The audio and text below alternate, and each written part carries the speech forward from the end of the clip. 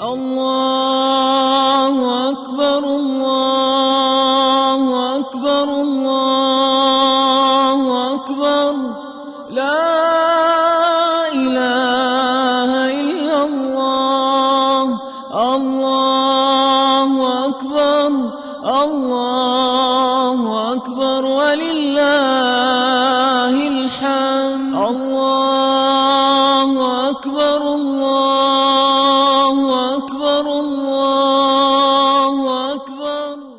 الحمد لله، يعني هذا أجواء فرحة لجميع المسلمين، خاصة عيد الأضحى المبارك. واليوم طبعا الكل بيجي بشاهد الأضحيات في المناطق اللي فيها الذبائح العجول. فرحة للأولاد الصغار المسلمين، ربنا يتم عيد على خير. من قلب الحصار والمعاناة نظهر الفرحة والبهجة والسرور بهذا اللقاء المبارك في أيام الله سبحانه وتعالى المباركة. اليوم يوم التورية، وغدا يوم عرفة، وبعدها يكون يوم النحر، يوم عيد الأضحى المبارك. وعزيز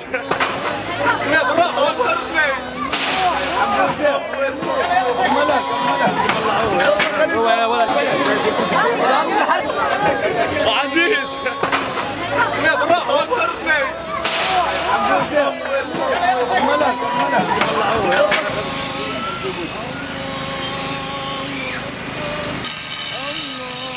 الله أكبر ولله الحمد.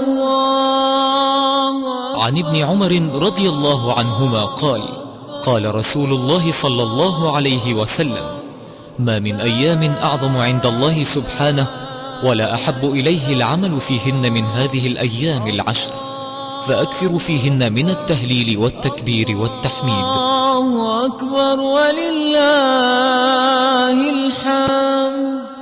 الله أكبر الله أكبر الله أكبر.